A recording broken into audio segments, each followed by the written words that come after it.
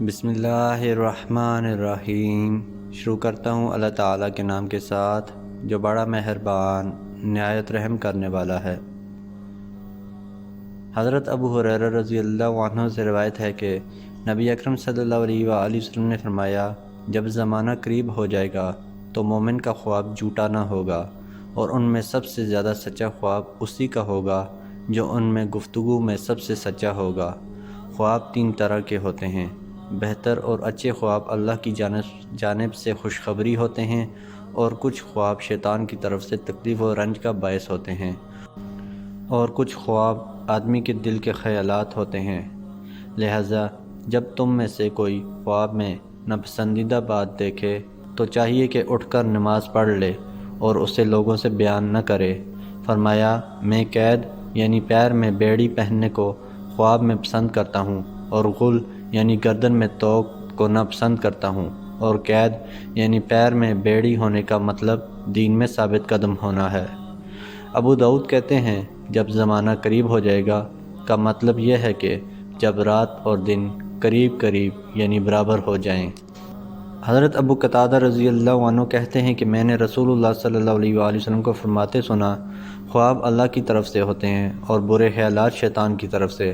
لہٰذا جب تم میں سے کوئی خواب میں ایسی چیز دیکھے جسے وہ ناپسند کرتا ہے تو اپنی بائیں جانب 3 بار تھوکے، پھر اس کے شر سے پناہ طلب کرے تو یہ اسے نقصان نہیں پہنچائے گا۔ حضرت اسامہ بن زید رضی اللہ عنہما کہتے ہیں کہ رسول اللہ صلی اللہ علیہ وآلہ وسلم نے ایک دن اپنے صحابہ سے فرمایا، کیا کوئی جنت کے لیے کمر نہیں باندھتا؟ اس لیے کہ جنت جیسی کوئی اور چیز نہیں ہے۔ رب کعبہ کی قسم، وہ چمکتا ہوا نور ہے، خوشبودار پھول ہے جو جھوم رہا ہے، مضبوط محل ہے، بہتی نہر ہے، وہاں بہت سارے پکے ہوئے میوے اور تیار پھل ہیں، خوبصورت اور خوش اخلاق بیویاں ہیں، کپڑوں کے بہت سارے جوڑے ہیں، ہمیشگی کا مقام ہے جہاں سدا بہار اور تازگی ہے، اونچا، محفوظ اور روشن محل ہے۔ صحابہ کرام رضی اللہ عنہم نے کہا، اے اللہ کے رسول، ہم اس کے لیے کمر باندھتے ہیں۔ تو آپ نے فرمایا، کہو انشاءاللہ۔ پھر جہاد کا ذکر کیا اور اس کی رغبت دلائی۔ حضرت عبداللہ بن عمر رضی اللہ عنہما کہتے ہیں کہ رسول اللہ صلی اللہ علیہ وآلہ وسلم نے فرمایا، کوثر جنت میں ایک نہر ہے، اس کے دونوں کنارے سونے کے ہیں، اور اس کی پانی بہنے کی نالی یاقوت و موتی پر ہوگی، اس کی مٹی مشک سے زیادہ خوشبودار ہے، اور اس کا پانی شہد سے زیادہ میٹھا اور برف سے زیادہ سفید ہے۔ حضرت سعید بن مسیب بیان کرتے ہیں کہ وہ ابو ہریرہ رضی اللہ عنہ سے ملے تو انہوں نے کہا، میں اللہ سے دعا کرتا ہوں کہ وہ مجھے اور تمہیں جنت کے بازار میں ملا دے۔ سعید بن مسیب نے کہا، کیا وہاں بازار بھی ہوگا؟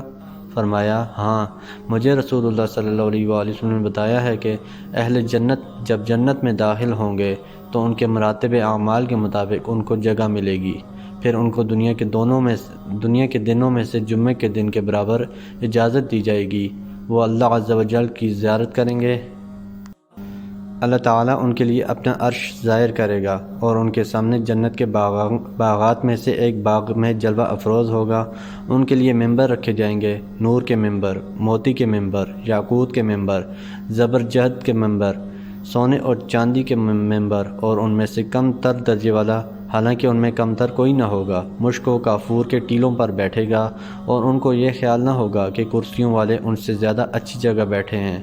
ابو ہریرہ رضی اللہ عنہ نے کہا کہ میں نے عرض کیا، اللہ کے رسول، کیا ہم اپنے رب کو دیکھیں گے؟ فرمایا، ہاں، کیا تم سورج اور 14ویں کے چاند کو دیکھنے میں جگڑتے ہو؟ ہم نے کہا، نہیں۔ فرمایا، اسی طرح تم اپنے رب عز و جل کو دیکھنے میں جھگڑا نہیں کرو گے، اور اس مجلس میں کوئی شخص نہیں بچے گا مگر اللہ تعالیٰ ہر شخص سے گفتگو کرے گا، یہاں تک کہ وہ ان میں سے ایک شخص سے کہے گا، اے فلاں، کیا تمہیں یاد نہیں کہ ایک دن تم نے ایسا ایسا کیا تھا؟ اس کو دنیا کی بعض غلطیاں یاد دلائے گا، تو وہ کہے گا، اے میرے رب، کیا تم نے مجھے معاف نہیں کیا؟ اللہ تعالیٰ فرمائے گا، کیوں نہیں، میری وسیع مغفرت ہی کی وجہ سے تو اس درجے کو پہنچا ہے۔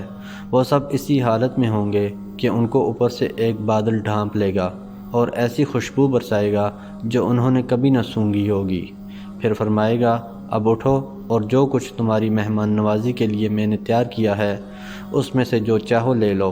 فرمایا، پھر ہم ایک بازار میں آئیں گے جس کو فرشتوں نے گھیر رکھا ہوگا، اس میں وہ چیزیں ہوں گی جن کے مثل نہ آنکھوں نے دیکھا، نہ کانوں نے سنا اور نہ دلوں نے سوچا۔